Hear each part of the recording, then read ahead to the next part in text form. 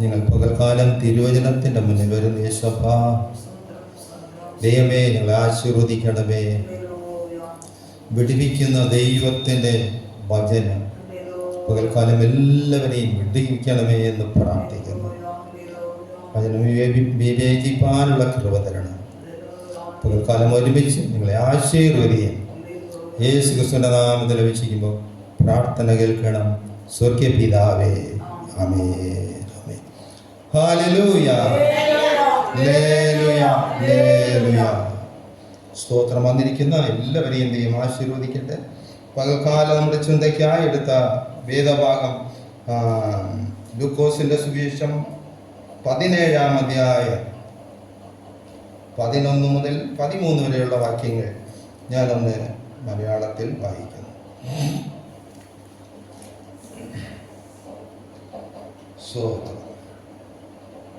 അവൻ യെരുശലേമിലേക്ക് യാത്ര ചെയ്യുകയും സമരിയയ്ക്കും ഗലീലയ്ക്കും നടുവിൽ കൂടെ കടക്കുമ്പോൾ ഒരു ഗ്രാമത്തിൽ ചെല്ലുന്നേരം കുഷ്ഠരോഗികളായ 10 പുരുഷന്മാർ അവനെ എതിർപ്പെട്ടു. അകലെ നിന്നുകൊണ്ട്, യേശു നായക, ഞങ്ങളോട് കരുണ തോന്നണമേ എന്ന് പറഞ്ഞു.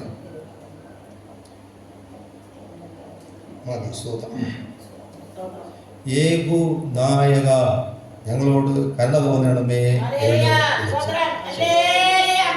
ഹല്ലേലൂയ. ദൈവം നല്ലവനാണ്, ദൈവം സർവശക്തനാണ്.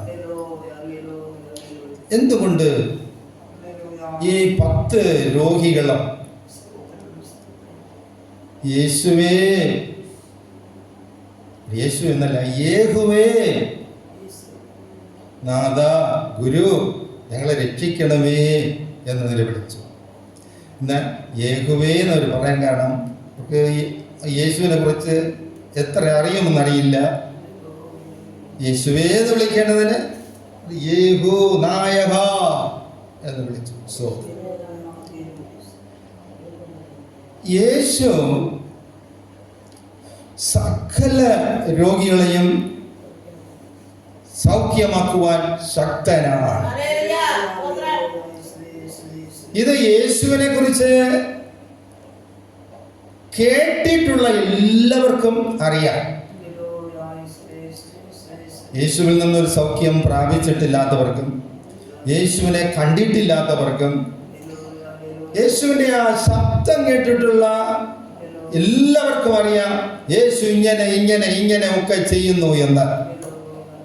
രോഗികളെ സൗഖ്യമാക്കുന്നു, മരിച്ചവരെ ഉയർപ്പിക്കുന്നു. യേശുവിന്റെ ചരിത്രം ലോകത്തിൽ എല്ലാവർക്കും അറിയാം. മത്തായി സുവിശേഷം 4-ാം അധ്യായം 24-ാം വാക്യം വായിച്ചു നോക്കുക. യേശുവിന്റെ അടുക്കൽ വന്ന സകല രോഗികളെയും അവൻ സൗഖ്യമാക്കി. യേശുവിന്റെ ശ്രുതി ദേശത്തിലൊക്കെയും പരന്നു. അപ്പോൾ ഇവരെ വിളിക്കുവാൻ കാരണം അവന്റെ കീർത്തി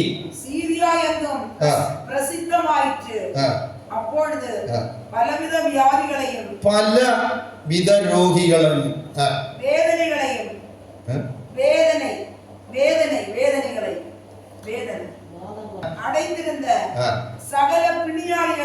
സകല രോഗികളെയും പിശാച് പിടിച്ചവരെയും ചന്ദ്രരോഗികളെയും പക്ഷപാതക്കാരനെയും അവരെല്ലാവരെയും സൗഖ്യമാക്കി. യേശുവിന്റെ പ്രശസ്തി ദേശത്തിലെല്ലാം പരന്നു പോകാൻ കാരണം യേശു സകല രോഗികളെയും സൗഖ്യമാക്കി. ഇന്ന് ഏതൊരു ആശുപത്രിയിൽ പോയാലും സകല രോഗികളും സൗഖ്യമാകയില്ല. ഒന്നുകിൽ അവർ മുകളിലുള്ള ആശുപത്രിയിലേക്ക് പറഞ്ഞുവിടും, അല്ലെങ്കിൽ കട്ടയും മൂടും മടക്കി പെട്ടിക്കകത്ത് വെച്ച് വീട്ടിൽ പറഞ്ഞുവിടും. ഇന്നത്തെ ഏത് പള്ളിയിൽ പോയാലും ഒറ്റ പാസ്റ്റർമാരും എല്ലാ രോഗികളെയും സൗഖ്യമാക്കയില്ല. കുറച്ച് ചില രോഗികളെ അവര് സൗഖ്യമാക്കും. എന്നാൽ യേശുവിന്റെ അടുക്കൽ വന്ന എല്ലാവരും സൗഖ്യമായിട്ടുണ്ട്. അതുകൊണ്ട് എല്ലാ രോഗികളും യേശുവിനെ കണ്ടു കഴിഞ്ഞാൽ അവർ ഉടനെ നിലവിളി ആരംഭിക്കും, യേശുവേ നായക. യേശുവിനെ കുറിച്ച് വലിയ പ്രശസ്തമൊന്നും ഇല്ലാത്ത ഇവരും വിളിക്കുന്നു, യേഹുവേ നായക. കാരണം ഇതാണ്, യേശു സകല വ്യാധികളെയും സൗഖ്യമാക്കുവാൻ അവൻ ശക്തനാണ്. മത്തായി സുവിശേഷം 8-ാം അധ്യായം 28-ാം വാക്യം ഒന്ന് വായിക്കുക. അതേ സ്തോത്രം. ഗദരേനായിൽ ഒരു ഭൂതഗ്രഹസ്ഥൻ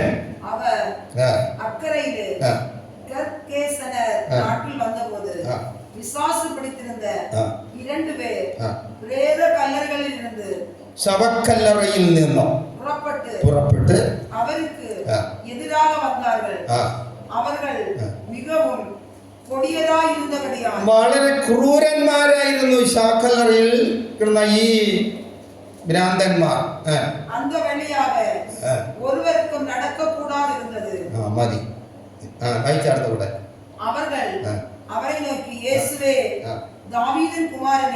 ദാവീദ് പുത്ര കാലം വരും മുമ്പേ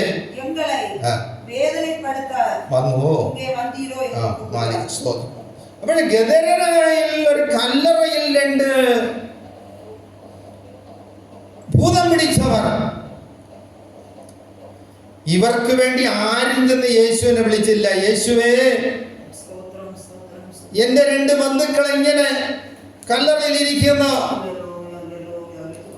ആർക്കും അവിടെ പോകാനും വഴിയില്ല, അന്ന് ഒന്ന് സൗഖ്യമാക്കണമെന്ന് ആരും വിളിച്ചില്ല.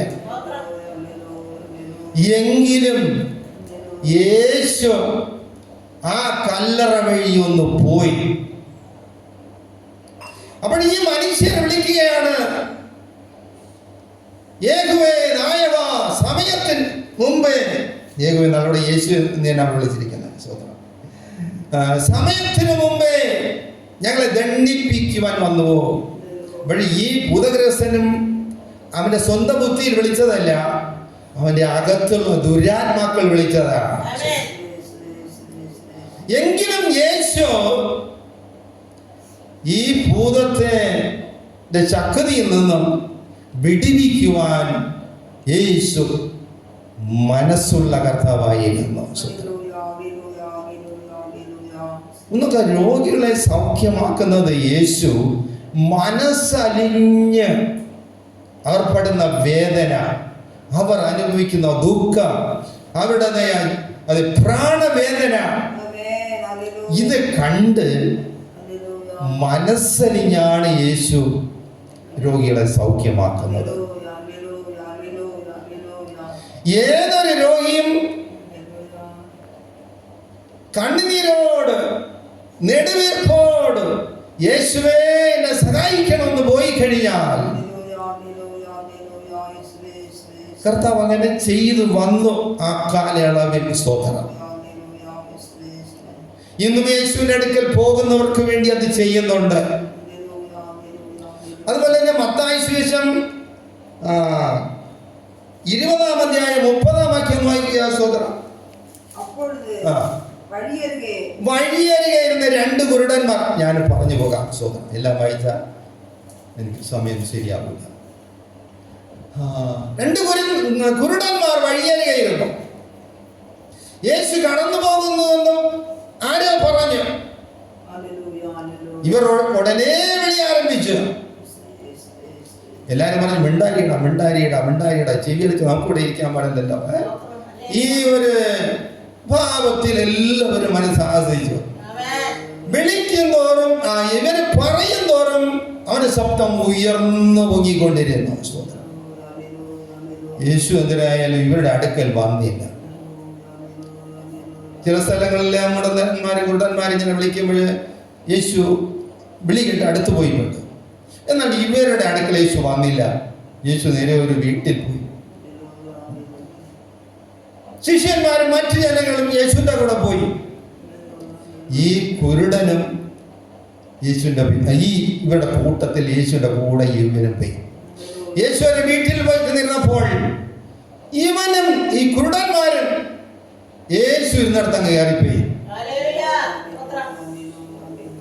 ഒരുമാതിരിപ്പെട്ടവരാണെങ്കിൽ ഇന്ന് ശിഷ്യന്മാര് മറ്റ് ഒരുമാതിരിപ്പെട്ടവര് ഇങ്ങോട്ട് മാറുന്നില്ലടാ, നേരെ ചെയ്യുവേ തുണിയും ഒക്കെ ഒരുമാതിരിയൊക്കെ എടുത്തോണ്ട് ഇഞ്ഞ് കയറി എവിടെ പോണേ എന്ന് പറയും.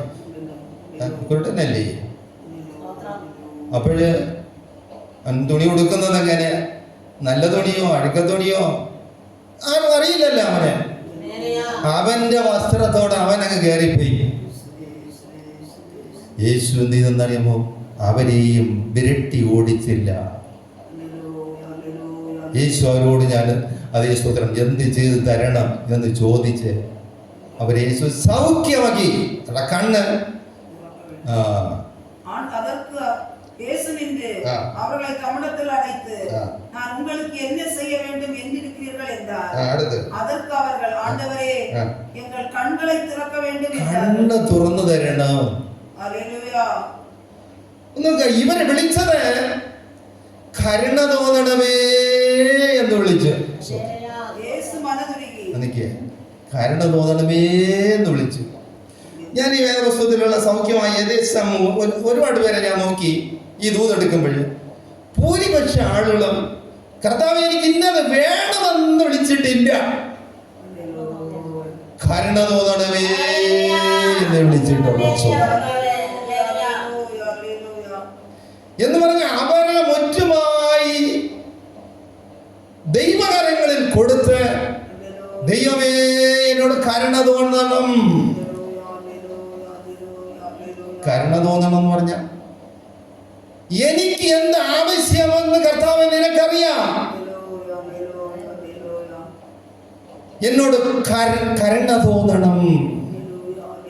യേശു ചോദിക്കുന്നു ഞാൻ നിനക്ക് എന്ത് ചെയ്തിടണം?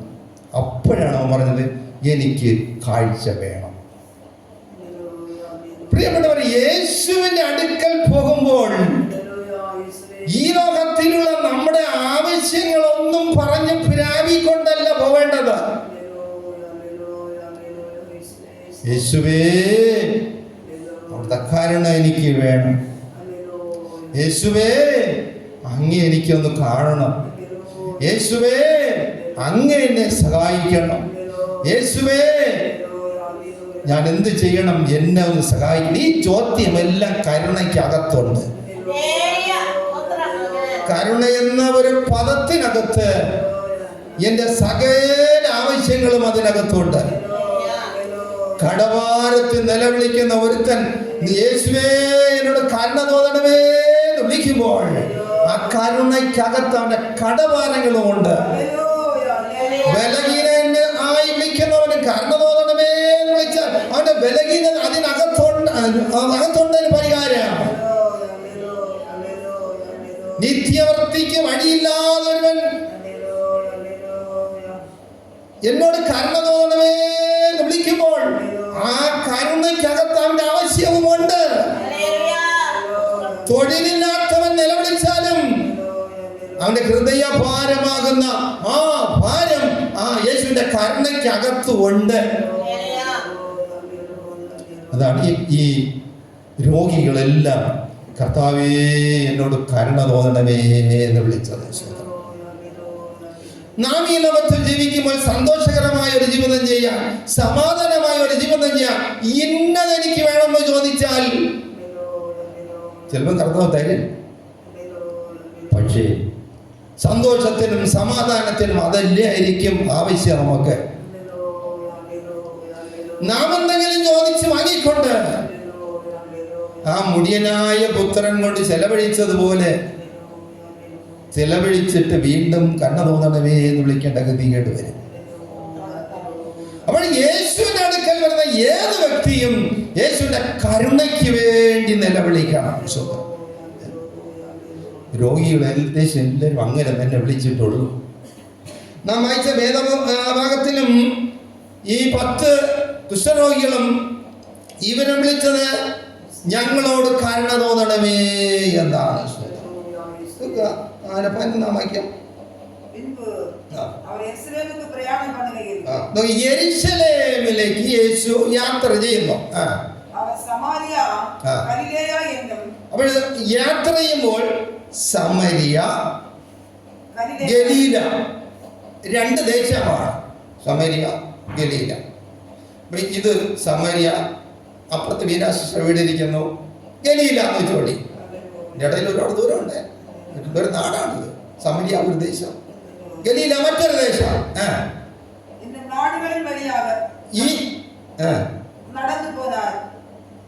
ഈ സമരിയയ്ക്കും മധ്യത്തിലൂടെ യാത്ര ചെയ്തോണ്ട് തമിഴിലില്ല അത്.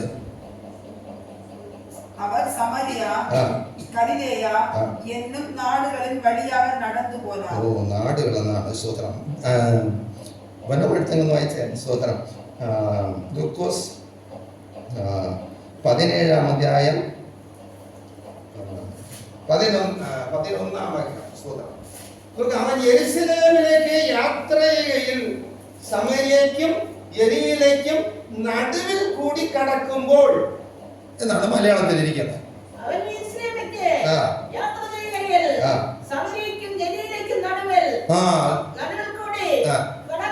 കടക്കുമ്പോൾ മതി.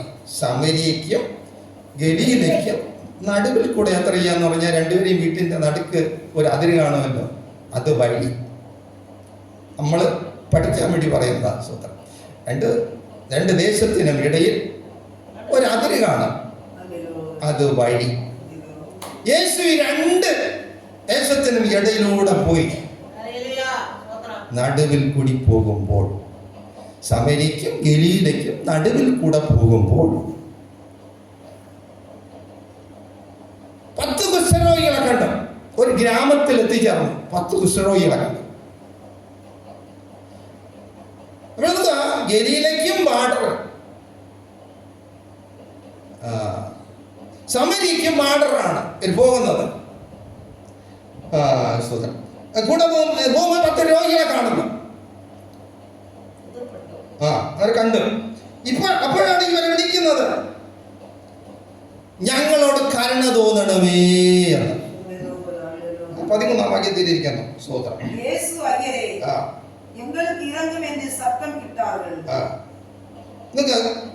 മലയാളത്തിൽ കരുണ തോന്നണമേ എന്ന് അവർ നിലവിളിച്ചു. അപ്പോൾ നോക്കുക, നമ്മോട് കരുണ തോന്നണമേ എന്നവര് പറയാൻ കാരണം ഇവരെ സഹായിപ്പാൻ ബന്ധുക്കൾക്ക് കഴിയുന്നില്ല. അവർക്ക് മനസ്സുണ്ട്. ഇവരുടെ വീട്ടുകാർക്കും ഈ കുഷ്ഠരോഗികളെ സഹായിപ്പാൻ കഴിയുന്നില്ല. എന്തെന്ന് ചോദിച്ചാൽ, അക്കാലത്ത് കുഷ്ഠരോഗികളായ ആരെങ്കിലും ഉണ്ടായാൽ പാളയത്തിന്റെ പുറത്ത് അവർ താമസിക്കണം. ആരെങ്കിലും വരുന്നത് കണ്ടാൽ ഞങ്ങൾ അശുദ്ധർ അശുദ്ധർ അശുദ്ധർ അശുദ്ധർ എന്ന് പറഞ്ഞ് നിലവിളിച്ചുകൊണ്ടിരിക്കണം.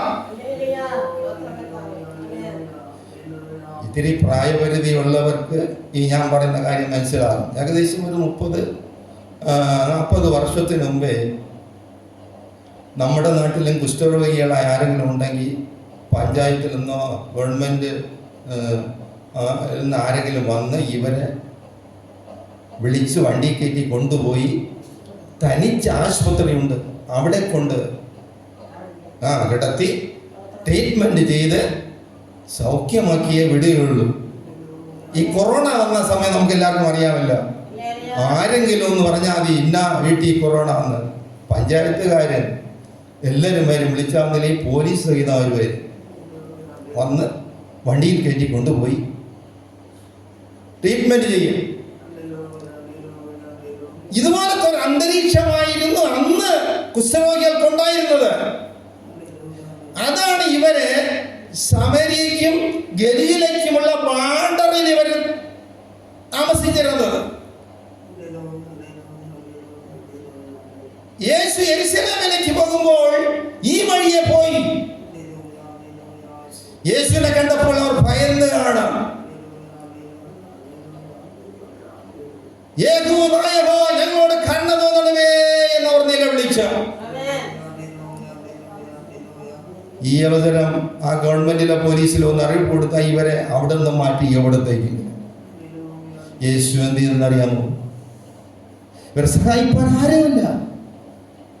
അവിടെ ബന്ധുക്കൾക്ക് സഹായിക്കാൻ മനസ്സുണ്ട്, പക്ഷേ പോകാൻ പാടില്ല.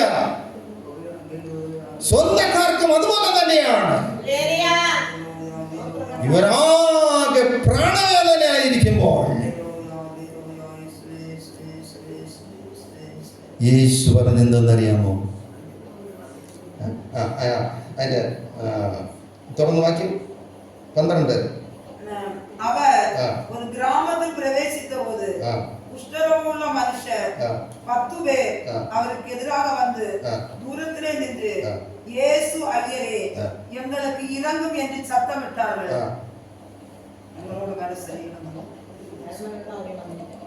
നിങ്ങൾ പോയി പുരോഹിതനെ കാണിക്കുക എന്ന് அவர்களை அவர் பார்த்து நீங்கள் போய் ஆசாரியர்களை உங்களுக்கு காண்பீங்கள் என்றார். ആസാര്യൻ. ശരി ശരി. അപ്പോൾ യേശു ഉത്തരം പറഞ്ഞത് എന്തെന്നറിയാമോ? നിങ്ങൾ പോയി പുരോഹിതന് നിങ്ങളെ ഒന്ന് കാണിപ്പീൻ. ഇവർ പോകയിൽ സൗഖ്യമായി. അந்தபடி அவர்கள் போகையில் சுத்தமானார்கள். അപ്പോൾ നമുക്ക് യേശു രോഗികളെ സൗഖ്യമാക്കുവാൻ മനസ്സുള്ള കർത്താവാണ്. ആര് യേശുവിന്റെ അടുക്കൽ പോയാലും യേശു അവരെ സൗഖ്യമാക്കും. അബദ്ധവശാൽ കന്നു ചാടിയവരും നിലവിളിച്ചു. യേശു പറഞ്ഞു, നിങ്ങൾ പോകുകയും പുരോഹിതനെ കാണിക്കുകയും. എന്നാൽ അവരുടെ നിലവിളി കേട്ട് അവരെ സൗഖ്യമായ ഒരു യേശു സകലർക്കും വിളിച്ചപേക്ഷിക്കുവാൻ യോഗ്യതയുള്ള ഒരു ദൈവമാണ് യേശു കർത്താവ്. ആരെയും ഉപേക്ഷിക്കുന്നവനല്ല. കരുണയ്ക്ക് വേണ്ടി നിലവിളിക്കുന്നത് ഈ സുപ്രസാദ കാലത്തിലാണ് ഇത് ഉള്ളൂ. ഈ കാലം കഴിഞ്ഞാൽ ആര് നിലവിളിച്ചാലും അവരുടെ നിലവിളി കേൾക്കുവാൻ ആരും കാണുകയില്ല. ഇന്ന് നിലവിളിച്ചാൽ യേശു കേൾപ്പാൻ ഉണ്ട്. ഏത് മനുഷ്യനും നിലവിളി കേൾപ്പാൻ യേശു ഉണ്ട്. നാം യേശുവിനെ ഒന്ന് കണ്ട് നിലവിളിച്ചാൽ മതിയാകും. അതുകൊണ്ട് നിലവിളിച്ച് വല്ലതും വാങ്ങേണ്ട കാലം ഇതാണ്. ഈ കാലം വേഗത്തിൽ തീർന്നു പോകാൻ പോകുന്നു. കൃപയുടെ കാലം അടഞ്ഞു പോകാൻ പോകുന്നു. അതിനു മുമ്പേ എന്നെ കേൾക്കുന്ന പ്രിയപ്പെട്ടവരെ, യേശുവിനെ വിളിച്ച് നിങ്ങളുടേതായ ആവശ്യത്തിന് പരിഹാരം ഇന്ന് പ്രാപിച്ചു കൊള്ളണം. എല്ലാ മനുഷ്യനും കർത്താവിന്റെ സിംഹാസനത്തിന് മുമ്പിൽ നിൽക്കേണ്ട ഒരു ദിവസം വരുന്നു. അന്ന് പ്രാഗൽഭ്യത്തോട് നിൽക്കുവാനുള്ള ഒരു യോഗ്യതയ്ക്ക് വേണ്ടി ഇന്ന് നിലവിളിച്ച് അതേ പരിഹാരം വരുത്തിക്കൊള്ളേണ്ടതാണ്. യേശു നമ്മോടുകൂടെ വന്നാലേ, യേശു നമ്മുടെ ജീവിതത്തിൽ വന്നാലേ ഒരിക്കലും നമ്മെ കൈവിടുകയില്ല. ജീവാവസാനം വരെ നമ്മോടുകൂടെ ഇരിക്കാം. കഷ്ടത്തിലും ദുഃഖത്തിലും അതേ സന്തോഷത്തിലും ഏത് സാഹചര്യത്തിലും നമ്മെ വിട്ടുപോകാത്തൊരു വ്യക്തി യേശു മാത്രമാണ്. യേശു വന്നാൽ നാം ഈ ലോകം വിട്ട് വേർപെട്ടാൽ പോലും നമ്മെ വിട്ടു പോവുകയില്ല. എന്ന് പറഞ്ഞാൽ നാം മരിച്ച് പ്രാണനെ വിട്ടാലും യേശു നമ്മെ വിട്ടു പോവുകയില്ല. ലൂക്കോസിന്റെ സുവിശേഷം 16-ാം അധ്യായം 22-ാം വാക്യം വായിക്കുമ്പോൾ ദരിദ്രനായ ഒരു മനുഷ്യൻ ജീവിച്ചിരുന്നു. பின்பு அந்த தரித்திரன் மரித்து നിക്കേ ഇവൻ മരിക്കുമ്പോൾ ദൂതന്മാർ അവനോട് കൂടെ ഉണ്ടായിരുന്നു. മരിക്കുമ്പോൾ ദൂതന്മാർ അവനെ സന്തോഷത്തോടുകൂടെ പർദീസയിൽ കൊണ്ടുപോയി. എന്നാൽ ധനവാൻ എന്നൊരുത്തൻ അവിടെ ഉണ്ടായിരുന്നു. അവന് മരിച്ചപ്പോൾ ആര് കൊണ്ടുപോയോ എവിടെ കൊണ്ടിട്ടോ അവൻ പോയി ചേർന്നത് പാതാളത്തിൽ തീവക്കയുടെ അവിടെയാണ്. അവൻ അവിടെ നിന്ന് കണ്ണു തുറന്നൊക്കെ നോക്കിയപ്പോൾ അവൻ ആരെയും കാണാൻ കിട്ടിയില്ല. മുകളിലേക്ക് നോക്കിയപ്പോൾ ലാസറിനെ കണ്ടോ, അബ്രഹാമിനെയും കണ്ടോ. എന്തുകൊണ്ട് ഈ അബ്രഹാമിനെ കണ്ടപ്പോൾ അവൻ മനസ്സിലായത് അബ്രഹാം പിതാവേ എന്നാണ് അവൻ വിളിക്കുന്നത്. വേഗത്തെ വായിച്ച്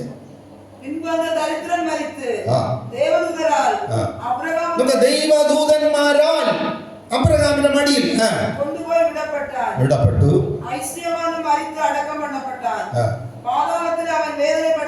അവനെ ആര് കൊണ്ടുപോയി നമ്മൾ എഴുതിയിട്ടില്ല. കണ്ട, പാതാളത്തിൽ പോയി. അവിടെ നോക്കിയപ്പോൾ അവൻ അബ്രഹാം പിതാവിനെ കണ്ടു. എങ്ങനെ ഇവൻ അബ്രഹാം പിതാവ് മനസ്സിലായത്?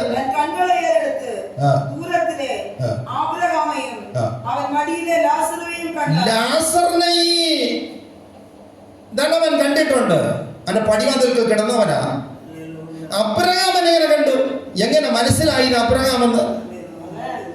ഇവൻ പഴയ നിയമ ന്യായപ്രമാണം അനുസരിച്ച് ജീവിച്ചവനാണ്. ഇവൻ അബ്രഹാമിന്റെ ചരിത്രം എല്ലാം നന്നായി കേട്ടിട്ടുള്ളവനാ, പഠിച്ചിട്ടുള്ളവനാ, വായിച്ചിട്ടുള്ളവനാ. ഇവൻ വായിച്ച അറിവിൽ ഇവൻ അബ്രഹാമിനെ കണ്ടപ്പോൾ ഇവന് മനസ്സിലായി ലാസർ മാനസാന്തരപ്പെട്ടവനാ. അപ്പോൾ മാനസാന്തരപ്പെട്ട ഈ ലാസർ പിതാവിന്റെ മടിയിൽ പോയിരിക്കുമ്പോൾ അബ്രഹാം പിതാവിന്റെ ഇവന് മനസ്സിലായി സ്വർഗത്തിൽ പോകണമെങ്കിൽ മാനസാന്തരപ്പെടണമെന്ന്. അവൻ അപ്പോഴാണ് മനസ്സിലായത് ഈ മാനസാന്തരപ്പെട്ടില്ല. ഇവൻ ന്യായപ്രമാണം അനുസരിച്ച് ജീവിച്ചു. അപ്പോഴവൻ പറയുന്നു, ആദ്യം വെള്ളം ചോദിക്കുന്നു. 16:26 நீர் எனக்கு இறங்கி லாசருவின் விரலின் நுனியை தண்ணீரில் தோய்த்து என் நாவை குளிர பண்ணும் വെള്ളം ചോദിക്കുന്നു ആദ്യം. അവനെ അനുപ്പ വേണ്ടും. അപ്പോഴത് അയക്കാനൊന്നും പറ്റില്ല എന്ന് അബ്രഹാം പിതാവ് പറഞ്ഞു. അതിപ്പം വരാൻ പറ്റില്ല. ഇവിടെ അങ്ങോട്ട് വരാൻ പറ്റില്ല, അവിടെ നിന്ന് ഇങ്ങോട്ട് വരാൻ പറ്റില്ല. നമ്മുടെ ഇടയിൽ ഒരു വലിയ വിളപ്പ് കിടക്കുകയാണ്. അപ്പോഴ് ഈ ധനവാൻ പറയുന്നു, അങ്ങനെയെങ്കിൽ ലാസറിനെ ഒന്നിന്റെ വീട്ടിൽ അയക്കണം. എനിക്ക് 5 സഹോദരന്മാരുണ്ട്. ഇവൻ പോയി പറഞ്ഞ അവർ മാനസാന്തരപ്പെടും. കാര്യം ഇവൻ മാനസാന്തരപ്പെട്ടവൻ. ലാസർ മാനസാന്തരപ്പെട്ടവൻ പോയി പറഞ്ഞാൽ കേൾക്കും എന്നാണ് 30-ാം വാക്യത്തിൽ ധനവാൻ പറയുന്നത്. அப்பொழுது அவன், அப்படியானால் தகப்பனே, எனக்கு 5 பேர் சகோதரர் உண்டு. அவர்களும் வேதனையுள்ள இந்த இடத்திற்கு வராதபடி அவன் போய் அவர்களுக்கு சாட்சியாக அறிவிக்கும் பொருட்டு நீர் அவனை என் தகப்பனுக்கு வீட்டு அனுப்பும்படி உம்மை வேண்டிக் கொள்கிறேன் என்றார். அவனை நோக்கி அவர்களுக்கு மோசேயும் മതി. അപ്പോഴേ നിലവിളിച്ച് കർത്താവിൽ നിന്ന് എന്തെങ്കിലും വാങ്ങിക്കേണ്ട കാലം ഇതാണ്. ഇന്ന് നിലവിളിച്ചാൽ, ആര് നിലവിളിച്ചാലും, കർത്താവേ എന്ന് നിലവിളിച്ചാൽ, യേശുവിന്റെ അടുക്കൽ നമ്മളൊന്ന് എത്തിച്ചേർന്നാൽ നമ്മുടെ ആവശ്യം നിശ്ചയം സക്സസ്ഫുൾ ആണ്. നമ്മൾ യേശുവിന്റെ അടുക്കൽ എത്തിച്ചേർന്നാൽ മനസ്സിലാക്കണം, വളരെ വിദൂരയിലാണ് പലരും ദൈവത്തെ വിട്ടായിരിക്കുന്നത്. വളരെ അകലത്തിലാണ് ഇരിക്കുന്നത്. പക്ഷേ യേശുവിന്റെ അടുക്കൽ ഒന്ന് പോകേണ്ടതുണ്ട്. യേശുവിന്റെ അടുക്കൽ പോയാൽ നമ്മുടെ ആവശ്യം നിശ്ചയമായി നമുക്ക് ലഭിക്കാം. അപ്പോൾ ഈ ലോകം വിട്ട് വേർപെടുന്ന ഒരുവൻ യേശുവിനെ രക്ഷിതാവായി അംഗീകരിക്കുമ്പോൾ തന്നെ അവന് ദൂതന്മാരുണ്ട് കാവലിന്. നമുക്ക് എബ്രായർക്ക് ലേഖനം 1-ാം അധ്യായം 14-ാം വാക്യം. ഒരാൾ യേശുവിനെ രക്ഷിതാവായി ഹൃദയത്തിൽ അംഗീകരിക്കുമ്പോൾ അവന് വേണ്ടി യുദ്ധം ചെയ്യുവാൻ, പിശാചിനോട് പോരാടുവാൻ അവന് കൂടെ ഒരു ദൂതനുണ്ടായിരിക്കും. ചിലർ ദൈവഭാഗത്ത് വരുമ്പോൾ പല ശോധനകളായിരിക്കും. സ്വപ്നവും രാത്രി ഭയങ്കര ഭയമൊക്കെ തോന്നും. ഇപ്പോഴും അവൻ ഈ അവസരം ഇവർ എഴുന്നേറ്റ് കർത്താവേ രക്ഷിക്കണമേ സഹായിക്കണമേ എന്ന് പറയുമ്പോൾ ദൈവത്തിൻ്റെ സന്നിധാനത്തിലുള്ള ഒരു ദർശനമോ ഒരു വിടുതൽ അവർക്ക് ലഭിക്കും. പിന്നീട് എന്ന് നോക്കിയാൽ അവരെ കൂടെ ഒരു ദൂതൻ കാണും. ഞാൻ ചിലയെല്ലാം ഭയന്ന് രക്ഷിക്കപ്പെടും മുമ്പേ നിലവിളിച്ചിട്ടുണ്ട്. ഇത് രക്ഷിക്കപ്പെട്ട ശേഷം ഞാനൊരു സ്വപ്നം കണ്ടു കഴിഞ്ഞാലും എനിക്ക് വേണ്ടി യുദ്ധം ചെയ്യുന്ന ഒരാൾ എൻ്റെ പക്ഷത്ത് കാണും. ഞാനതിപ്പോൾ വിചാരിക്കുന്നു എൻ്റെ കൂടെ നിന്നത് ദൂതനായിരിക്കും. ഹൃദയ കണ്ണാടി പുസ്തകം നിങ്ങൾ നോക്കുക. നിങ്ങൾ ദൈവ മുഖം നോക്കുമ്പോൾ ദൈവ തേജസ്സൊന്ന് നിങ്ങളെ കണ്ടു കഴിഞ്ഞാൽ നിങ്ങൾക്ക് വേണ്ടി യുദ്ധം ചെയ്യുവാൻ ഒരു ദൂതൻ ഹൃദയ കണ്ണാടി പുസ്തകത്തിൻ്റെ ഒരു സൈഡ്, നിങ്ങളുടെ ഒരു സൈഡ് കാണും. സംഭവം അത് യാഥാർത്ഥ്യ സംഭവമാണ്. നമ്മുടെ ഹൃദയം യേശുവിന് കൊടുത്ത് യേശുവിനെ സ്വീകരിച്ചു കഴിഞ്ഞാൽ നമുക്ക് കർത്താവിനെ അറിയാതെ ദോഷമായി ഒന്നും വരികയില്ല. ദോഷമായി സാത്താനോ ഏതെങ്കിലും മനുഷ്യനോ നമുക്കൊരു കുഴി പിടിച്ചാൽ അതിനോട് പോരാടുന്നത് ആ ദൂത ശക്തിയായിരിക്കും. ആ ദൂതനായിരിക്കും നമുക്ക് വേണ്ടി പോരാടുന്നത്. നാം ക്രിസ്തുവിന്റെ പക്ഷത്ത് നിന്നാൽ മതിയാവും.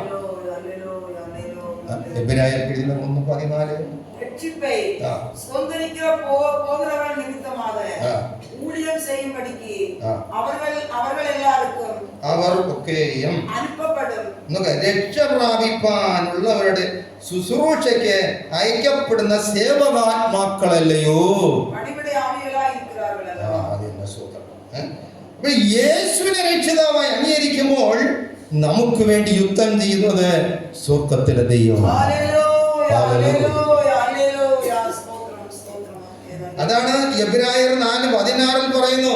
അതുകൊണ്ട് കരുണ ലഭിപ്പാനും തത്സമയത്തിനായുള്ള കൃപ ലഭിപ്പാനുമായി നാം ധൈര്യത്തോട് കൃപാസനത്തിലേക്ക് ചെല്ലാം. ഒരു ദൈവമേതല്ലെങ്കിൽ സഹായം ഉണ്ടവന് കൃപാസനത്തിൽ മാത്രം യേശുവേ കർത്താവിന്റെ അടുക്കൽ മാത്രം ഒന്നങ്ങോട്ട് വയ്യച്ചാൽ മതിയാവും. ഏത് ഭാവിക്കും നേരെ കർത്താവിനോട് പറയാം, കർത്താവേ എന്നോട് കരുണ തോന്നണമേ.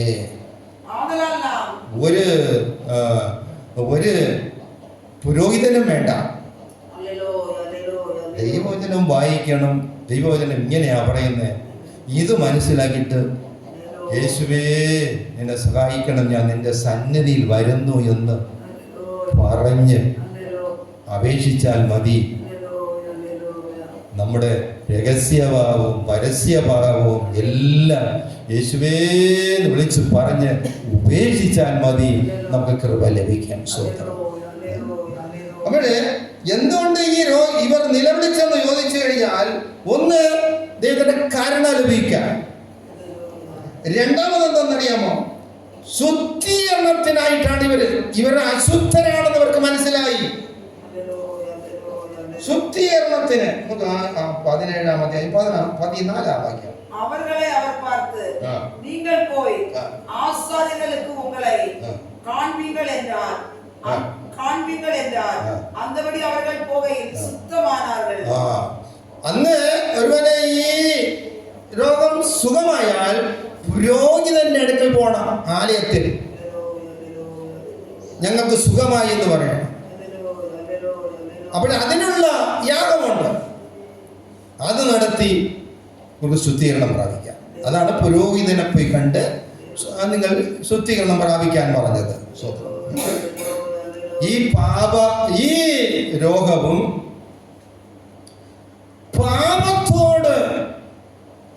നിഴലിക്കുന്ന ഒന്നാണ് ഈ രോഗം. ഈ കുഷ്ഠരോഗവും പാപ രോഗത്തോടും മരണിക്കാറുണ്ട്. പാപിയായ ഒരു മനുഷ്യൻ അസമാധാനമില്ലാതെ നാൾതോറും അവന്റെ ജീവിതത്തോട് അവന് വെറുപ്പുണ്ടായിക്കൊണ്ടിരിക്കുക. കുഷ്ഠരോഗിയും അത് തന്നെയാണ് ജോലി, അവന്റെ ഗതിയും അത് തന്നെ. കാരണം ഒരു രാത്രിയാകുമ്പോൾ അവന് ഈ വ്രണങ്ങളെല്ലാം ചീഞ്ഞഴുകി നീരുപായി വന്നു തുടങ്ങും. അടുത്ത ദിവസം അവൻ എങ്ങനെയെങ്കിലും അത് കഴുകിയോ ട്രീറ്റ്മെന്റ് ചെയ്തോ ക്ലിയർ ആയാലും അടുത്ത രാത്രി പിന്നും അതേ ഗതിയാണ്.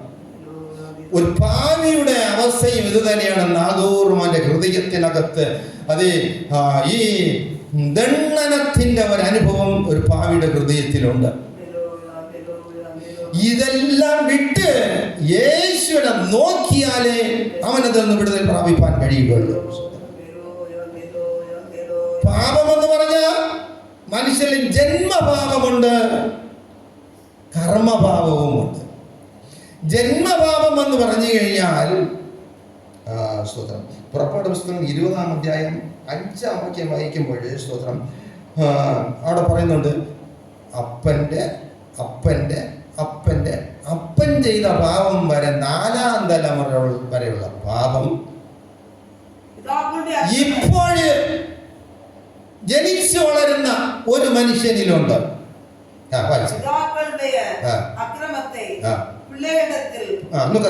അപ്പന്മാരുടെ പാപം പിള്ളേരുടെ കൂടെ 3-4-ാം തലമുറ വരെയുള്ള പാപം ഒരു തലമുറയോട് കർത്താവ് ന്യായം തീർക്കാം. മനസ്സിലായോ? മനസ്സിലായില്ല. എൻ്റെ അപ്പൂപ്പൻ്റെ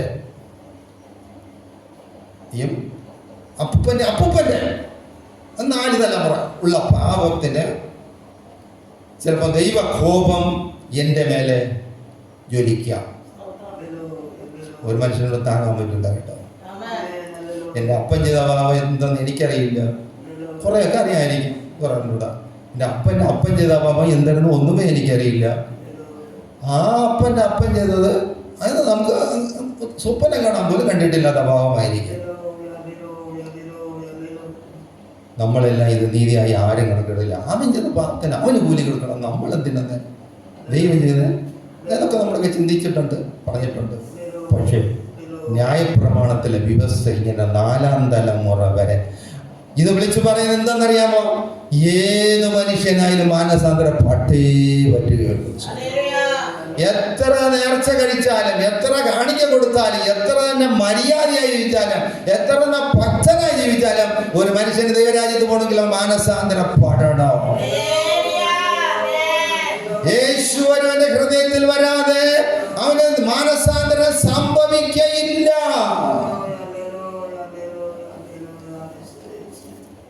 അപ്പോൾ ഇത് ജന്മഭാവം പരിഹരിക്കപ്പെടാം.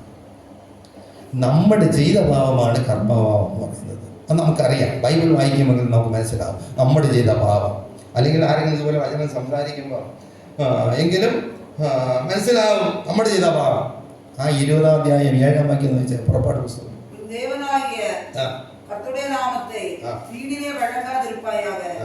അല്ല, 20:1 தேவன் பேசி சொல்லிய சகல வார்த்தைகளும் அவனே. தேவன் பேசி சொல்லிய சகல வார்த்தைகளும் அவனே உன்னை அடிமைத்தன வீடாகிய எட்டு தேசத்திலிருந்து புறப்பட பண்ணின உன் தேவனாகிய கர்த்தர் நானே.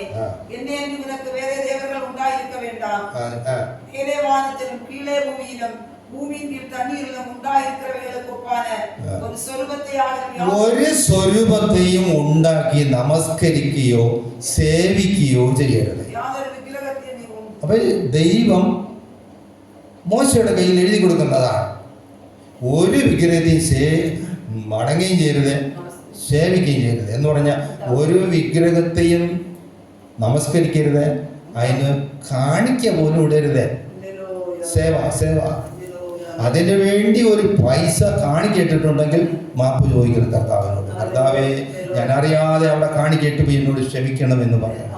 നാം ചെയ്ത പാപമാണ്, കർമ്മപാപം. അങ്ങനെ ഒരു പാപമുണ്ടെങ്കിലും ദൈവസന്നിധാനത്തിൽ ചെല്ലുമ്പോൾ ഏറ്റു പറഞ്ഞുകൊണ്ട് വേണം പോകാൻ. കർത്താവ് നമ്മുടെ പ്രാർത്ഥന കേൾക്കണമെങ്കിൽ, കർത്താവ് നമ്മെ സൗഖ്യമാക്കണമെങ്കിൽ, കർത്താവിന്റെ മകനായി നമ്മെ ഒന്ന് കൈ സ്വീകരിക്കണമെങ്കിൽ നമുക്ക് ഓർമ്മയുള്ള പാപങ്ങൾ ഏറ്റു പറയണം. വിഗ്രഹത്തിന് മുമ്പ് മടങ്ങിയിട്ടുണ്ടെങ്കിൽ ദൈവം തെറ്റ് ഞാൻ അറിയാതെ ചെയ്തു പോയി, ഇനി ചെയ്യുകയില്ല, ഏറ്റു പറയണം. 7-ാം വാക്യം, യഹോവയുടെ നാമം വെറുതെ എടുക്കരുത്. ഇത് നമുക്ക് വായിക്കുമ്പോൾ മനസ്സിലാകുന്ന 1-2 പാപം ഞാൻ എക്സാമ്പിളായി പറഞ്ഞു പോയ സ്വതന്ത്രം.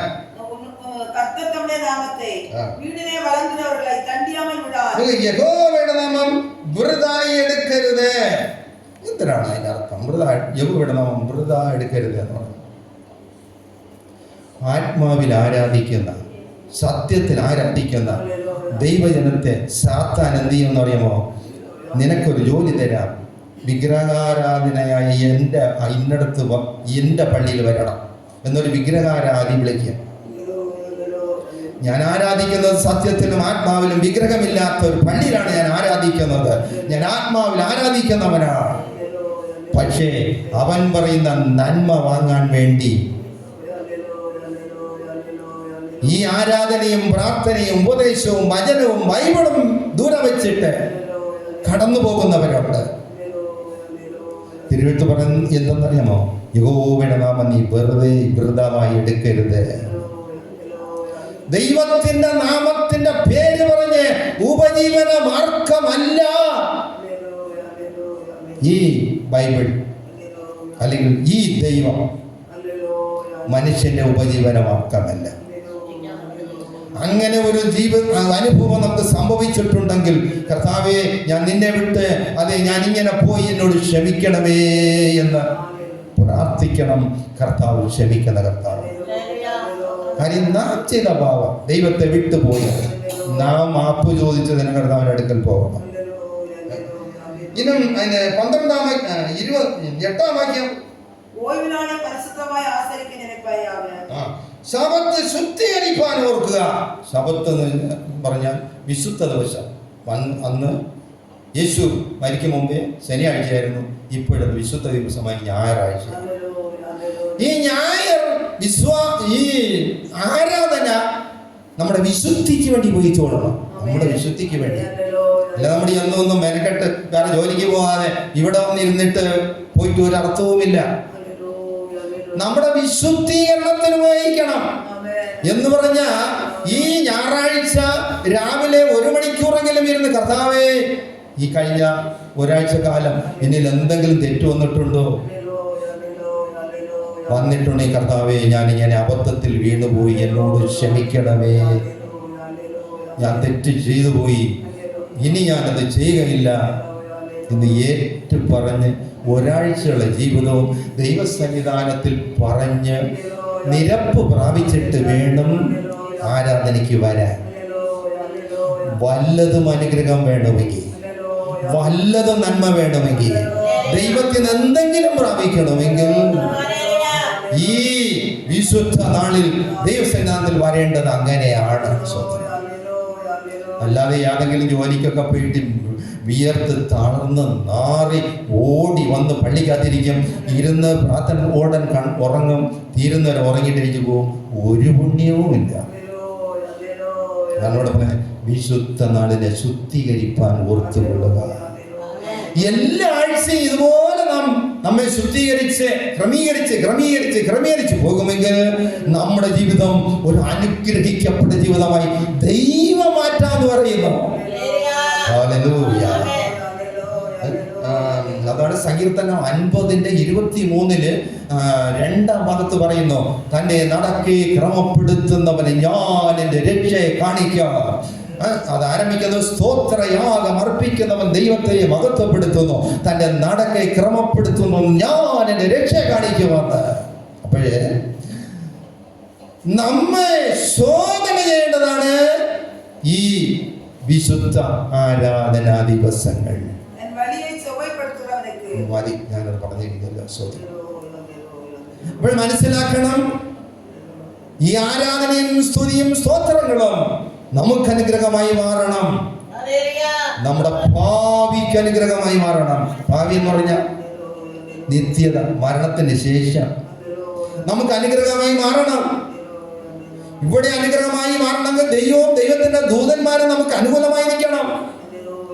നമ്മെ ഒരു കണിയിൽ അകപ്പെടുത്താതെ, നമ്മെ ഒരു തോൽവിയിൽ അകപ്പെടുത്താതെ, നമുക്ക് പരാജയം വരാതെ ദൈവവും ദൂതന്മാരും നമുക്കുണ്ടായിരിക്കണം. എല്ലാ ആഴ്ചയും ശോധന ചെയ്ത് ഏൽപ്പിക്കണം. നിശ്ചയമായി ചില കാലം, ചില നാളുകൾ, ചില മാസം, ചില വർഷം പോകുമ്പോൾ നമ്മുടെ വീട്ടിനും നമ്മുടെ വ്യക്തി ജീവിതത്തിനും നമ്മുടെ ഭവനത്തിനും മാറ്റമുണ്ടാകും ഇങ്ങനെ ചെയ്താൽ. ഇനും 12-ാം വാക്യം, അതെ, ചില വാക്യങ്ങൾ വായിക്കുമ്പോൾ മനസ്സിലാകുമ്പോൾ ഇങ്ങനെ നാം ചെയ്യണം എന്നുള്ളതിനെ കുറിച്ച് സൂചിപ്പിച്ച് പറയുന്നതാണ്. അടുത്ത് 12 പുറപ്പാട് ദിവസം 20:12. தேவனாகிய கர்த்தர் உனக்கு கொடுக்கிற தேசத்திலே உன் நாட்கள் நீடித்திருப்பதற்கு നിനക്ക് ദീർഘായുസ്സ് ഉണ്ടാകാനും உன் தகப்பனை உன் தாயை கனம் பண்ணுவாயாக. ദീർഘായുസ്സ് ഉണ്ടാകാൻ അപ്പനെയും അമ്മയും ബഹുമാനിക്കണമെന്ന്. മക്കൾക്ക് ദീർഘായുസ്സ് ഉണ്ടാകാൻ എന്ത് ചെയ്യണമെന്ന് അറിയാമോ? അപ്പനെയും അമ്മയും ബഹുമാനിക്കണം എന്ന് പറഞ്ഞാൽ എല്ലാ ദിവസവും ചെന്ന് കാലി തൊട്ട് തൊഴുതിട്ട് പോകണമെന്നല്ല. അല്ലെ, അവര് ഇത് നേരത്തെ ഞാൻ മനസ്സിലാക്കിയിട്ടുണ്ട് എങ്ങനെ പറയാം, അപ്പനും അമ്മയും പറയുന്നത് അനുസരിച്ചാൽ മതി. അങ്ങനെയല്ല, ബഹുമാനിക്കണമെന്നാ പറയുന്നത്. ബഹുമാനിക്കുക എന്ന് പറഞ്ഞാൽ നമ്മുടെ വേല ചെയ്ത് പൈസ കൊണ്ടുവന്ന് സുഭിക്ഷമായി സന്തോഷമായി ഭക്ഷണം ഉണ്ടാക്കി ഭക്ഷിച്ച് സന്തോഷകരമായി പോകുമ്പോൾ നമ്മുടെ അപ്പനും അമ്മയും വിശന്നുകൊണ്ട് നമ്മളവിടെ ആരാധനയ്ക്ക് വരരുത്. നാം സന്തോഷകരമായി ഭക്ഷിച്ച് വീട്ടിൽ കിടന്നുറങ്ങുമ്പോൾ നമ്മുടെ അപ്പനും അമ്മയും വിശന്ന് വീട്ടിൽ കിടക്കരുത്. അതാണ് അപ്പനെയും അമ്മയും ബഹുമാനിക്കുക എന്ന് പറയുന്നത്. ഒരു ദൈവത്തിന്റെ ജീവിതം അനുഗ്രഹമാകാൻ, ഒരു ദൈവത്തിന്റെ നിത്യതയ്ക്കുള്ള വാതിൽ തുറന്നു തരുവാൻ, ദൈവരാജ്യത്തിലേക്കുള്ള വഴി അവന് തുറന്നു കിട്ടുവാൻ, ഇങ്ങനെ ഇങ്ങനെ ഇങ്ങനെ നീ ചെയ്താൽ സിയോനിലേക്കുള്ള വഴി വിശാലമായി തുറന്നു വരും. അവൻ ബഹുമാനിക്കുക. ഇനി മതി, ഇനിയും കുറച്ച് വാക്യങ്ങളുണ്ടായിരുന്നു, പിന്നെ ബൈബിൾ വായിക്കുമ്പോൾ അത് മനസ്സിലായിക്കൊള്ളാം. സ്വതന്ത്രം ലൂക്കോസ് 17:17 10 ഈ കുഷ്ഠരോഗികളും യേശുവിന്റെ അടുക്കൽ വന്ന് ഒന്ന് വായിച്ച 17 அப்பொழுது இயேசு சுத்தமானவர்கள் 10 பேர் அல்லவா? യേശുവിന്റെ അടുക്കൽ ഒരുത്തൻ വന്ന് മറ്റ 9 പേർ എங்கே? ഒരുവൻ വന്ന് യേശുവിന്റെ പാദത്തിൽ പാടി നിലവിളിച്ച് ആർത്തും കൊണ്ട്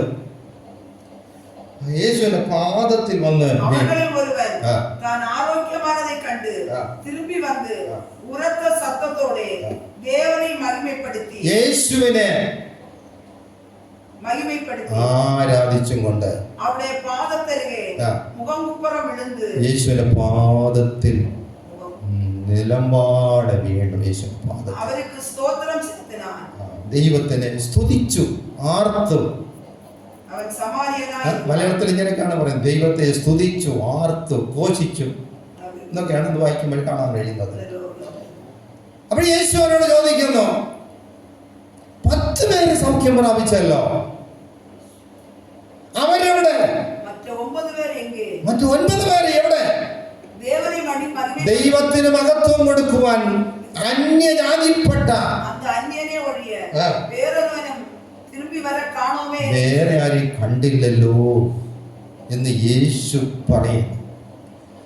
പറഞ്ഞിട്ട് അവരോട് പറഞ്ഞെന്തെന്നറിയാം,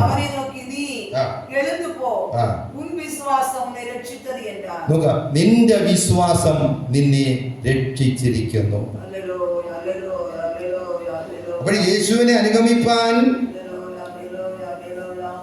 യേശുവേ എന്ന് വിളിക്കുവാൻ കാരണം, ഒന്ന് അവർക്ക് കരുണ വേണം, രണ്ടാമത് അവർ അശുദ്ധരാണ്, അവർക്ക് അതിൽ വിടുതൽ വേണം.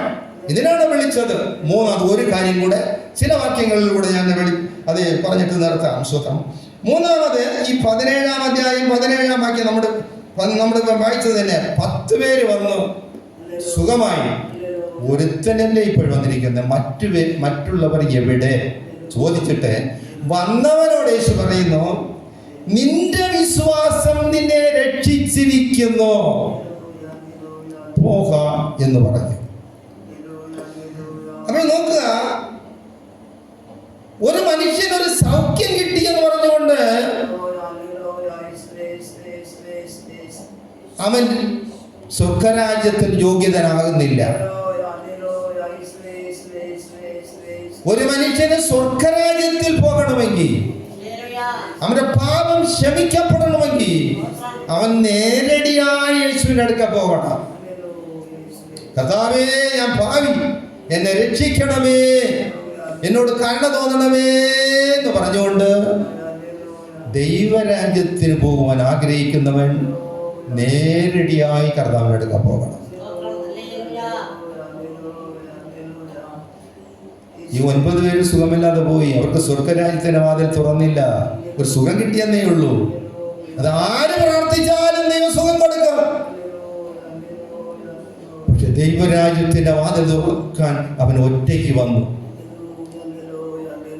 യേശുവേ എന്ന് പറയുന്നത് ഒറ്റയ്ക്ക് വന്നു. അപ്പോഴാണ് പറയുന്നത്, അതിന്റെ വിശ്വാസം നിന്നെ രക്ഷിച്ചിരിക്കുന്നു എന്ന്. പ്രിയപ്പെട്ടവർ, യേശുവിനെ കുറിച്ചുള്ള ഒരു സൗഖ്യമോ അല്ലെങ്കിൽ യേശുവിനെ കുറിച്ചുള്ള അറിവോ അല്ലെങ്കിൽ യേശുവിനെ കുറിച്ചുള്ള ഡിഗ്രികളോ ഒരു മനുഷ്യനെയും രക്ഷിക്കുകയില്ല. ഹൈസ്കൂളിൽ പോയി കുറച്ച് ഡിഗ്രി എടുത്തെന്ന് പറഞ്ഞോണ്ട് അവന് രക്ഷിക്കപ്പെടുകയില്ല. യേശുവിനെ കുറിച്ചുള്ള അറിവനുണ്ടായി, നല്ലതാ. അവൻ രക്ഷിക്കപ്പെടണമെങ്കിൽ അവൻ വ്യക്തിപരമായി യേശുവേ എന്ന് വിളിച്ച് യേശുവിന്റെ അടുക്ക പോകണം. ഏതെങ്കിലും പള്ളിയിൽ ചെന്നിരുന്ന് പ്രസംഗം കേൾക്കുന്നത് ശരി തന്നെയാ, അതുകൊണ്ട് സ്വർഗം കിട്ടുകയില്ല. സ്വർഗമാണെങ്കിൽ വ്യക്തിപരമായി യേശുവേ എന്ന് പറഞ്ഞ് യേശുവിന്റെ അടുക്കൽ പോകണം. ആ ധനവാൻ ന്യായപ്രമാണം നന്നായി പഠിച്ചവനാ. അവൻ മരിച്ചപ്പോൾ പോയി കിടക്കുന്നത് പാതാളത്ത് തീവക്കയിലാണ്. വ്യക്തിപരമായ യേശുവേ എന്റെ പാപം ക്ഷമിക്കണമേ, വ്യക്തിപരമായ യേശുവേ എന്നോട് കരുണ തോന്നണമേ, വ്യക്തിപരമായ യേശുവേ എന്നെ ഒന്ന് ശുദ്ധീകരിക്കണമേ എന്ന് പറഞ്ഞ് പോകാത്തൊരു വ്യക്തി ദൈവരാജ്യത്തിൽ ചെല്ലുകയില്ല.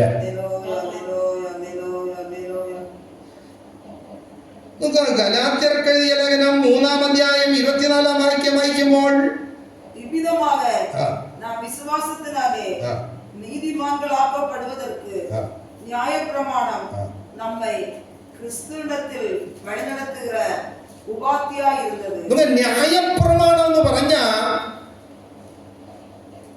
ക്രിസ്തുവിന്റെ അടുക്കലേക്ക് നമ്മെ വഴി നടത്തുന്ന ശിശുപാലകൻ എന്നാണ് എഴുതിയിരിക്കുന്നത്. അവിടെ ന്യായപ്രമാണം അനുസരിക്കുമ്പോൾ ഒരുത്തൻ യേശുവിന്റെ സന്നിധാനത്തിൽ അടുത്ത് വരുന്നു. ഇനി അടുത്ത് യേശുവിനോട് വേണം പ്രാർത്ഥിക്കാൻ. പിന്നെ ഈ ന്യായപ്രമാണത്തിന്റെ ആവശ്യം ഇല്ല. അതുകൊണ്ട് എഴുതി വെച്ചിട്ടുണ്ട്. മലയാളത്തിൽ വ്യക്തമായിരിക്കുന്നു, തമിഴാർക്ക് മനസ്സിലാവുമായിരിക്കാം. വിശ്വാസത്താൽ നീതീകരിക്കപ്പെടേണ്ടതിന്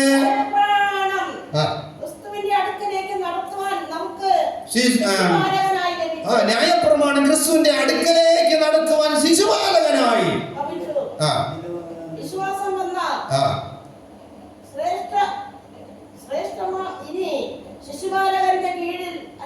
അപ്പൊ യേശുവിന്റെ അടുക്കൽ പോയി കഴിഞ്ഞാൽ പിന്നെ ന്യായപ്രമാണം അവൻ ആവശ്യമില്ല. പിന്നെ അവനെ നടത്താൻ ന്യായപ്രമാണത്തിന് കഴിയുകയില്ല. യേശുവിനെ കുറിച്ചുള്ള ഒരു അറിവ് മാത്രം ന്യായപ്രമാണം നൽകും. ന്യായപ്രമാണങ്ങളും സങ്കീർത്തനങ്ങളും നിങ്ങൾ വായിച്ചിട്ടില്ലയോ എന്നാണ് യേശു ചോദിക്കുന്നത് അന്നത്തെ പുരോഹിതന്മാരോടും അതേ ഭക്തന്മാരോടും ഒക്കെ. ന്യായപ്രമാണം പറയുന്നത് എന്തോന്ന്? രക്ഷയ്ക്കായോ ഒരുവൻ ഇതാ ജനിച്ചിരിക്കുന്നു, രക്ഷയ്ക്കായി ഇതാ ഒരുവൻ ക്രൂശിൽ തൂങ്ങിയിരിക്കുന്നു, രക്ഷയ്ക്കായി ഇതാ ഒരുത്തൻ അതേ രക്തം ചിന്തിയിരിക്കുന്നു. ന്യായപ്രമാണം ഇത്രേ പറയുന്നുള്ളൂ. പിന്നീട് വേണമെങ്കിൽ യേശുവിന്റെ അടുക്കൽ വരണം. മത്തായി സുവിശേഷം 3-ാം അധ്യായം 5-6 വാക്യം വായിക്കുമ്പോൾ അവിടെ വരുന്നു, ന്യായപ്രമാണം അനുസരിച്ച് ജീവിച്ച ചില ശിഷ്യന്മാർ, യോഹന്നാന്റെ ശിഷ്യന്മാര്, മറ്റും ചില ആളുകൾ യോഹന്നാന്റെ അടുക്കൽ വന്നു തങ്ങളുടെ പാപം ഏറ്റു പറഞ്ഞുകൊണ്ട് യോർദാൻ നദിയിൽ സ്നാനമെടുത്തു. യെരുശലേമിലുള്ളവരും യഹൂദ ദേശത്തുകാരും യോർദാന്റെ അടുത്തുള്ള ദേശക്കാരൻ യോഹന്നാന്റെ അടുക്കൽ വന്ന് പാപങ്ങളെ ഏറ്റുപറഞ്ഞ് യോർദാൻ നദിയിൽ സ്നാനമെടുത്തു. അപ്പോൾ ഇന്ന് ക്രിസ്തുവിന്റെ കാലം, യോഹന്നാൻ സ്നാനന്റെ കാലം മുതൽ തങ്ങളുടെ പാപം ഏറ്റുപറഞ്ഞ് ജലത്തിൽ മുങ്ങി സ്നാനമെടുക്കണം. അതാണ് ഇന്ന് നമുക്ക് തന്നിട്ടുള്ള നിത്യതയ്ക്കുള്ള വഴിയുടെ ആരംഭം അവിടെയാണ്. അപ്പോൾ ജന്മപാപം എന്ന് പറയുന്നത് ഈ സ്നാനമെടുക്കുന്നതോടുകൂടെ ജന്മപാപം ദൈവം ക്ഷമിക്കാം. അതാണ് അപ്പോസ്തല പ്രവൃത്തി 17:30 പറയുന്നു, ഒരുവൻ വിശ്വസിച്ച് യേശുവിന്റെ നാമത്തിൽ പിതാപുത്ര പരിശുദ്ധാത്മാവിന്റെ നാമത്തിൽ സ്നാനമേൽക്കുമ്പോൾ അവന്റെ ജന്മപാപം അപ്പൻ ചെയ്തത്, അപ്പൂപ്പൻ ചെയ്തത്, അപ്പൂപ്പന്റെ അപ്പൂപ്പൻ ചെയ്തത് എല്ലാ പാവവും ദൈവം ക്ഷമിച്ചു തരികയാണ്. അവിടെ എന്നാൽ അറിയായ്മയുടെ കാലങ്ങള് ദൈവം ലക്ഷ്യമാക്കാതെ ഇപ്പോഴെല്ലായിടത്തും എല്ലാവരും മാനസാന്തരപ്പെടണമെന്ന് മനുഷ്യനോട് ദൈവം കൽപ്പിക്കുന്നു. അപ്പൊ നമുക്കിന്ന് ദൈവരാജ്യത്തിൽ പോകണമെങ്കിൽ യേശുവിനെ രക്ഷിക്കണമേ എന്ന് കർത്താവിന്റെ അടുക്കൽ വിളിക്കണം. കർത്താവിന്റെ അടുക്കൽ പോകണം. കർത്താവിന്റെ അടുക്കൽ. ഹല്ലേലൂയ. ഒരു മനുഷ്യന്റെ വിശ്വാസം അവന് രക്ഷയായി ഭവിക്കണമെങ്കിൽ അവൻ യേശുവിന്റെ അടുക്കൽ പോകണം. എന്നോട് ക്ഷമിക്കണമെന്ന് പറയണം. യേശു പറഞ്ഞത് അനുസരിക്കണം. യേശു പറഞ്ഞ പാതയിൽ അവൻ ജീവിക്കണം. ഇന്നത്തെ ജീവിതം നമ്മൾ ആരംഭിക്കേണ്ടത് അതേ സ്വതന്ത്രം യേശു പറഞ്ഞ ഈ സുവിശേഷങ്ങളിൽ കൂടെയാണ് നമ്മുടെ ജീവിതം ഇന്നും ആരംഭിക്കേണ്ടത്. ഹല്ലേലൂയ. രക്ഷയുടെ വാതിൽ എന്ന് നമുക്ക് തുറക്കപ്പെട്ടിരിക്കുന്നത് യേശു ക്രിസ്തുവിന്റെ സുവിശേഷത്തിൽ കൂടെയാണ്. ഹല്ലേലൂയ. സുവിശേഷം അനുസരിക്കാത്ത ഒരു വ്യക്തിയും ദൈവരാജ്യത്ത് പോകുകയില്ല. 1 തെസ്സലോനിക്കർ 1:10 സുവിശേഷം അനുസരിക്കാത്തവർ കർത്താവിന്റെ സന്നിധാനവും അവന്റെ മഹത്വമുള്ള തേജസ്സും വിട്ടകന്ന് നിത്യ ശിക്ഷാവിധി കൊയ്യേണ്ടി വരുമോന്ന് മനസ്സിലാക്കണം. നമുക്കിന്ന് രക്ഷ സുവിശേഷമാണ്. ലൂക്കോസ് 17:19 യേശുവിനോട് എഴുന്നേറ്റ് വയ്ക്കൊള്ളുക, നിന്റെ വിശ്വാസം നിന്നെ രക്ഷിച്ചിരിക്കുന്നു. എല്ലാ മനുഷ്യർക്കും ഓരോ വിശ്വാസം വേണ്ട. എല്ലാ മനുഷ്യർക്കും വിശ്വാസമുണ്ട്. വിശ്വാസമില്ലാത്ത ആരുണ്ട്? പക്ഷെ എല്ലാവരുടെയും വിശ്വാസം അവരെ രക്ഷിക്കുകയില്ല.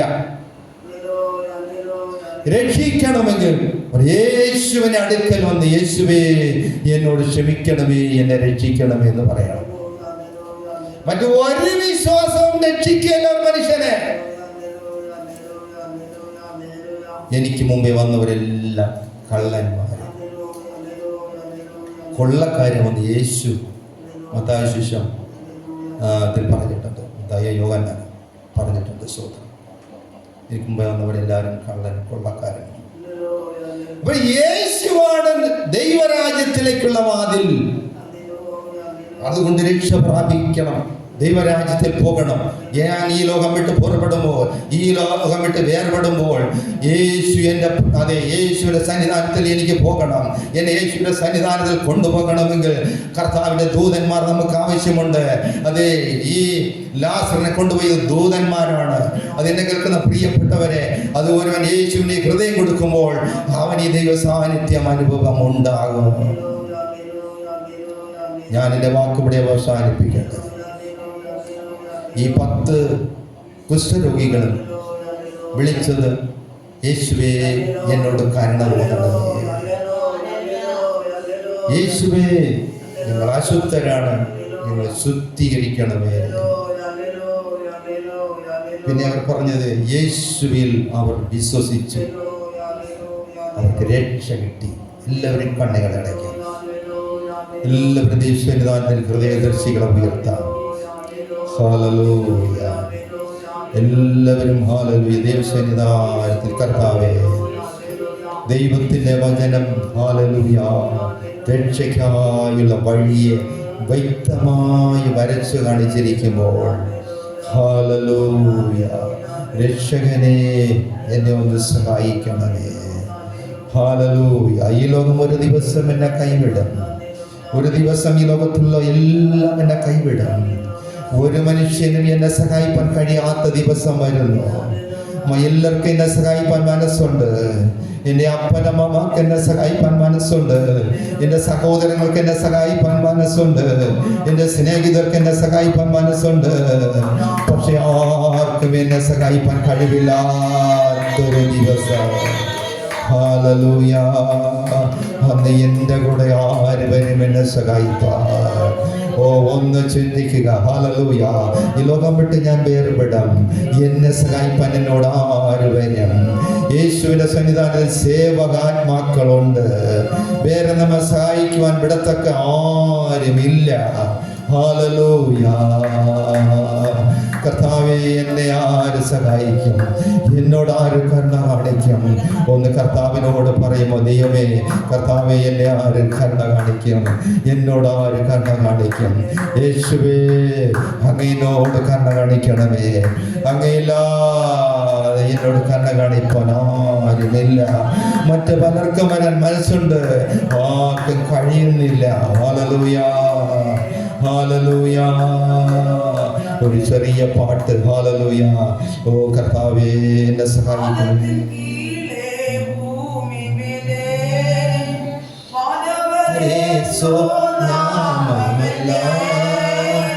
വാനത്തിൻ കീഴേ ഭൂമിയിലെ വാനവരേ